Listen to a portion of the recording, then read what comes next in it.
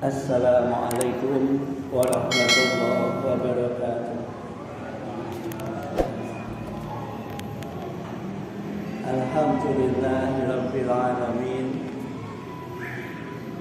Huwallazi anzala sakinata fi qulubil mu'minin liyazdadu imanan ma'a imanihim. Asyhadu an la ilaha illallah al-malikul haqqul mubin wa asyhadu anna Muhammadan abduhu wa rasuluh as-sadiqul wa'dil amin. Qala Allah ta'ala fil Qur'anil Karim, a'udzu billahi minasyaitonir rajim. Bismillahirrahmanirrahim. Qul innama ana basarum mislukum yuha ilayya annama ilahukum ilahu wahid. Faman kana yarju liqa'a rabbih falya'mal 'amalan shalihan wa la yusyrik bi ibadati rabbi ahada. Shadaqallahul azim. Bapak Ibu jamaah salat maghrib dan kajian malam Sabtu Masjid Kyai Haji Ahmad Dahlan yang berbahagia rahimakumullah. Alhamdulillah, bersyukur kita kepada Allah karena limpahan rahmat serta karunia-Nya kita bisa meniatkan diri untuk menambah ilmu sehingga bisa meningkatkan ketaatan kita kepada Allah. Kita berharap semoga amalan kita pada hari ini bisa semakin mendekatkan kita kepada Allah Subhanahu wa taala sehingga Allah ridho terhadap apa yang kita lakukan. Allahumma amin. Jadi pada kajian malam hari ini jadwal saya karena kemarin saya sudah menggantikan jadwalnya Pak Yoyo. Pada kali ini kita akan mengkaji khusus masalah kesyirikan atau yang kita sebut dengan musyrik.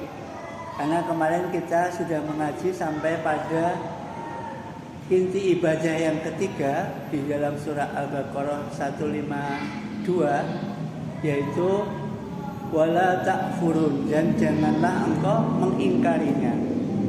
Sehingga kemarin kita bahas tentang apa itu kafir, apa itu musyrik. Nah, kita akan lebih detail tentang arti musyrik. Karena ini menjadi syarat semua amalan kita ini diterima oleh Allah Subhanahu wa taala.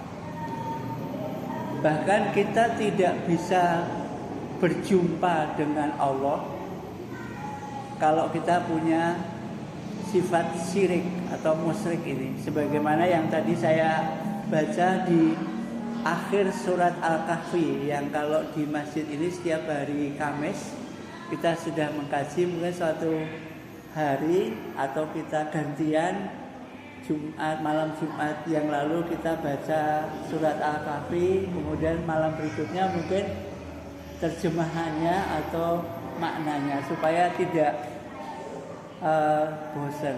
Sehingga kalau kita beberapa Jumat selalu membaca surah Al-Kahfi itu bagus sekali, karena intinya dari surah Al-Kahfi ini adalah ketauhidan kita. Di akhir ayat Allah mengatakan bahwa Rasulullah Muhammad SAW itu diutus untuk menegakkan kalimat tauhid. Meskipun ada orang-orang yang menentang, kenapa yang diutus tidak malaikat, gitu ya. Maka Allah menegaskan, Qul innama ana basarum mislukum. Katakanlah wahai Muhammad, sesungguhnya aku ini manusia seperti biasa, seperti kalian. Basarum mislukum yuha ilayya annama ilahukum ilahu wahid. Tetapi aku diberi perintah, diberi wahyu untuk menyampaikan bahwa Dialah Allah yang tidak ada Tuhan kecuali Dia, yang satu-satunya. Ilahukum ilahu wahid. Faman kana yarju liqa'a rabbih, barang siapa yang ingin menghendaki pertemuan dengan Tuhannya, falyamal amalan sholihan wala yusyrik bi ibadati rabbih ahada. Maka hendaklah ia beramal soleh dan jangan mensekutukan Allah yang esa. Ini syarat kalau kita ini amalan kita bisa jadi.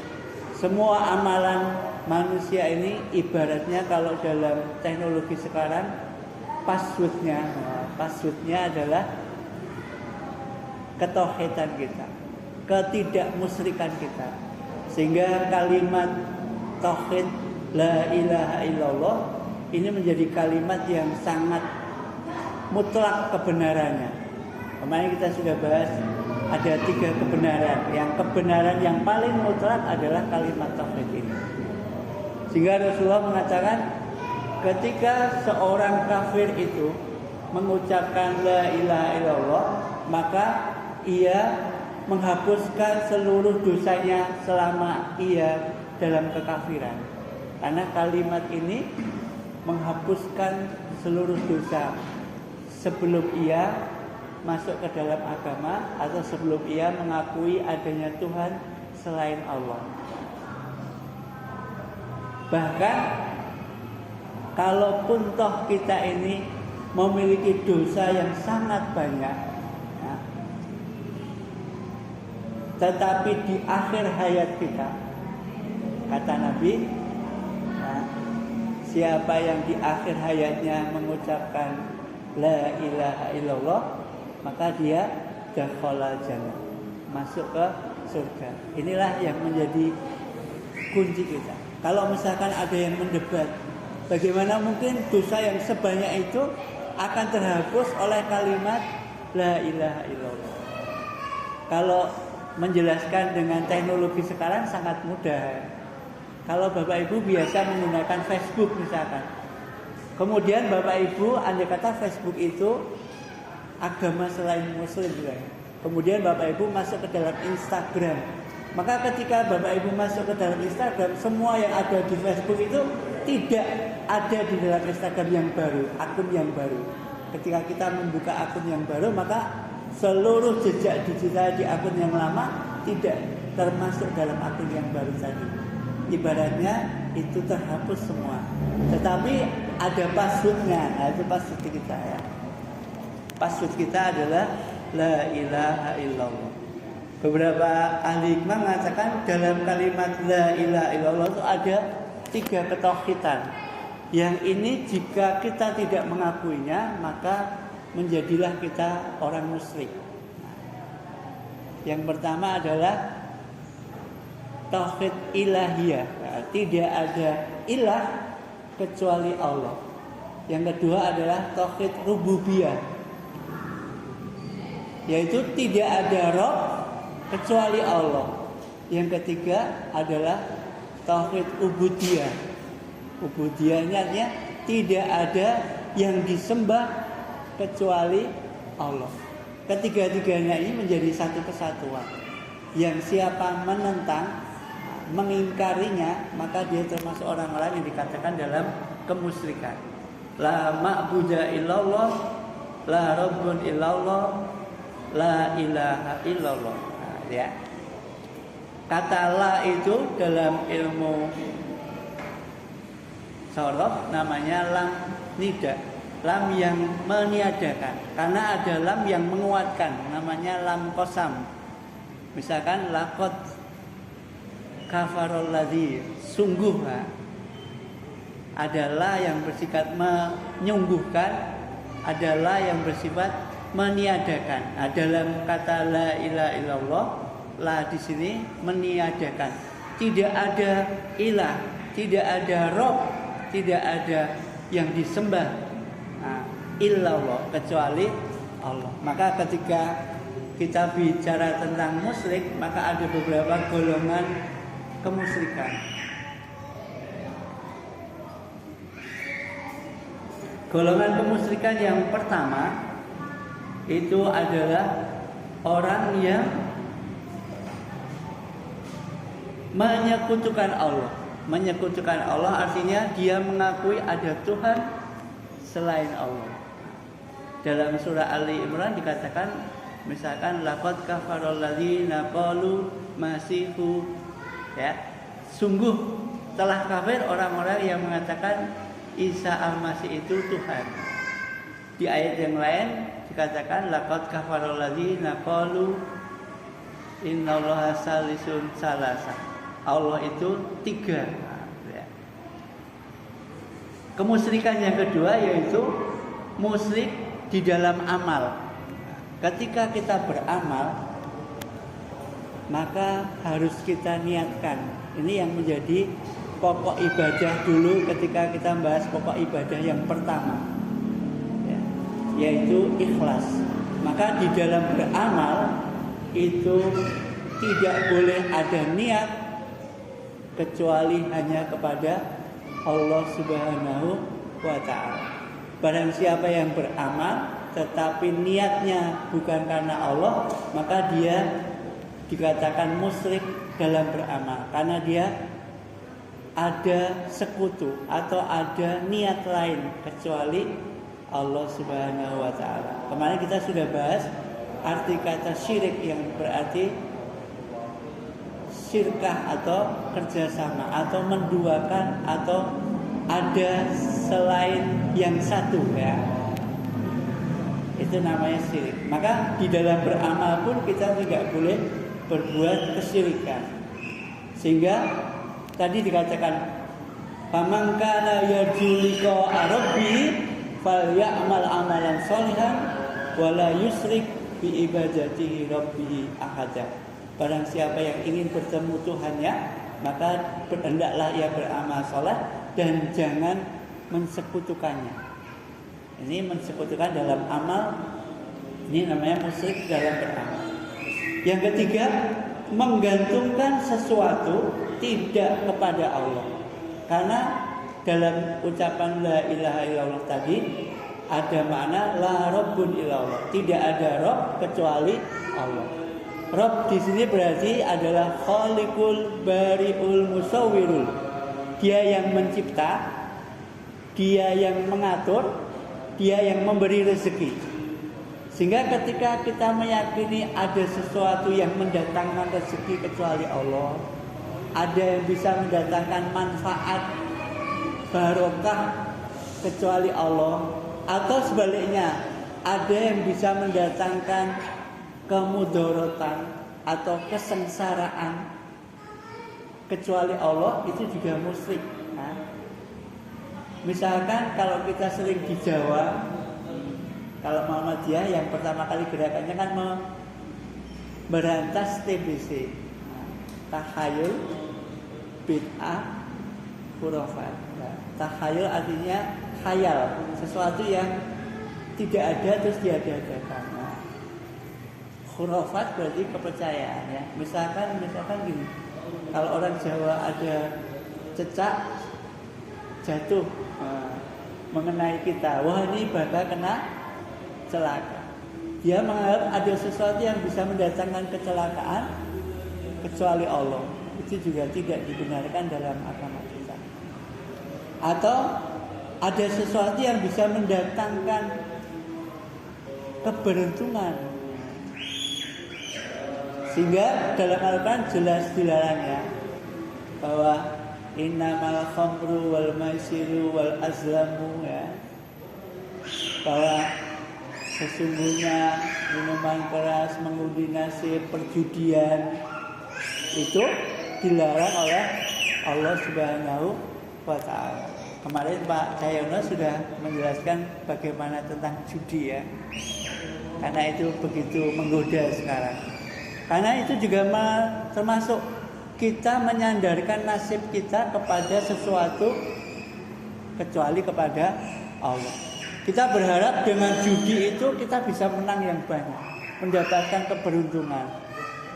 Nah, itu juga termasuk kesyirikan dalam menggantungkan sesuatu tidak kepada Allah. Ini sifat syirik yang ketiga. Banyak sekali, maka tidak boleh takhayul, bid'ah, khurafat, ya. Berhayal juga pada sesuatu yang tidak kepada Allah juga tidak dibolehkan. Ini sifat kesyirikan yang ketiga.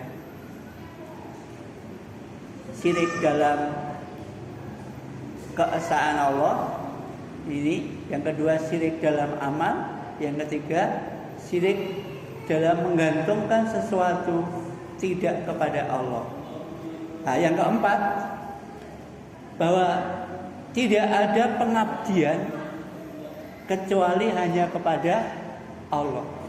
Maka kalau kita berkata pada pengabdian ibadah, itu intinya adalah ketaatan. Karena seorang abdi tidak mungkin tidak taat. Maka ketika ketaatan kita kepada sesuatu itu melebihi ketaatan kita kepada Allah, ini menjadikan kita syirik dalam ibadah. Ya, kalau kadang-kadang saya sendiri kadang seperti ini. Misalkan saya masuk di sekolah ya, Pak Kepala Sekolah bilang gini, Bapak-bapak jangan sampai terlambat ya, karena ini nanti bisa menjadikan penilaian pada Bapak Ibu sendiri yang jelek. Sehingga saya senantiasa taat, tidak pernah terlambat ketika masuk sekolah. Tapi sebenarnya Allah juga memerintahkan supaya kita tepat waktu dalam sholat ya, supaya kita tepat waktu dalam membayar zakat kalau sudah memenuhi nisab. Tapi ketakutan kita kadang-kadang takut terlambat masuk sekolah dengan takut terlambat sholat itu lebih besar takut terlambat masuk sekolah. Nah, ini kalau dalam kajian akidah ini harus diluruskan. Tidak boleh ada yang kita taati melebihi ketaatan kita kepada Allah. Kalau dalam surah At-Taubah dikatakan, Qul in kana aba'ukum wa abna'ukum wa azwajukum wa asiratukum wa amwalukum iktaraftumuha wa tijaratan tahsawna kasadaha wa masakinu tardawnaha ahabba ilaikum minallahi wa rasulih wa jihadin fi sabilillah fatarabbasu hatta ya'ti Allahu bi amrih.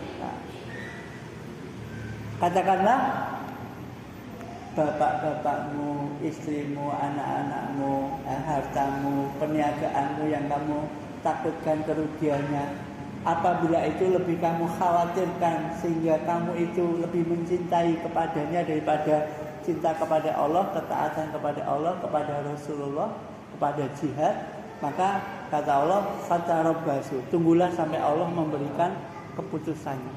Ini yang harus kita bersikap, sehingga apapun dalam hidup kita ini harus kita utamakan ketaatan kita kepada Allah. Inilah ukuran kemuliaan kita di sisi Allah.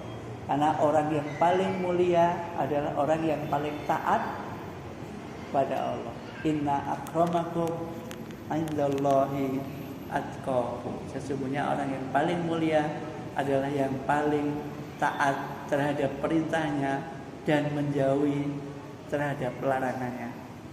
Ini yang keempat, syirik yang keempat. Nah, syirik yang kelima, mencintai sesuatu melebihi cintanya kepada Allah Subhanahu wa ta'ala. Ini tadi dalilnya sudah saya bacakan ya, bahwa dalam hal segala sesuatu kita ini, kata Nabi, diperintahkan cintailah menurut apa yang engkau mau, tetapi ingatlah apa yang engkau cintai itu akan engkau tinggalkan atau dia yang meninggalkan. Intinya kita dipersilahkan mencintai apa saja, karena memang Allah itu menakdirkan kita ini memiliki rasa cinta kepada dunia ini. Zuizina linasi hubbus syahwati minas nisa'i wal banin wal qanatil muqantarah. Sesungguhnya Allah itu memang menjadikan rasa cinta dalam diri kita ini terhadap wanita, terhadap anak-anak, terhadap harta benda.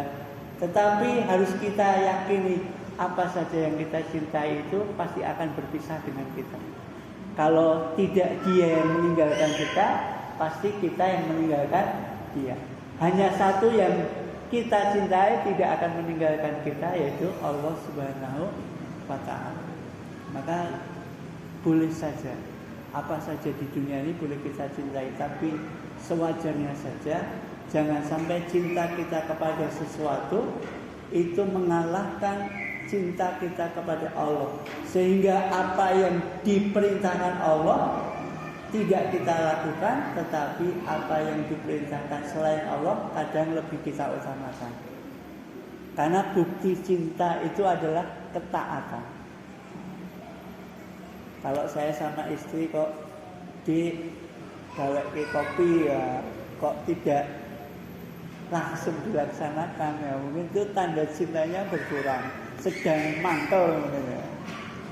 Tapi ketika cintanya itu sudah sampai puncaknya, pasti jangankan diperintah, tidak diperintah saja pasti dilakukan. Maka kecintaan kita kepada manusia ya boleh-boleh saja, karena kadang-kadang kecintaan kita kepada istri, kepada anak itu kadang-kadang meningkat sangat berat, tapi juga kadang-kadang turun sangat jauh. Tapi harus stabil kecintaan kita kepada Allah Subhanahu wa Ta'ala. Nah, Bapak Ibu yang kami hormati, ini tadi berbagai jenis kesyirikan yang kadang-kadang ini bisa bernilai. Nah, bernilai kesyirikan ini sampai kepada tidak menghapuskan seluruh dosa. Kalau syirik itu sampai kepada syirik keilahian, seperti yang pertama, dia tidak mengingkari, dia mengingkari bahwa Allah itulah ilah satu-satunya. Nah, maka ketika kita syiriknya sudah pada yang pertama tadi, maka Allah tidak akan menghapuskan dosa. Dosa apapun dihapuskan oleh Allah, karena Allah Maha Pengasih, Maha Penyayang, Maha Pengampun. Kecuali dosa syirik, ketika syirik itu sudah pada syirik tingkat ilahiyah.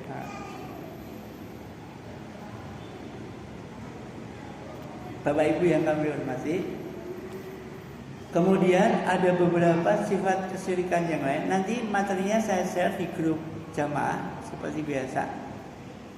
Syirik yang pertama, sifat-sifat kesyirikan yang pertama itu musyrik secara murni. Maksudnya musyrik yang dia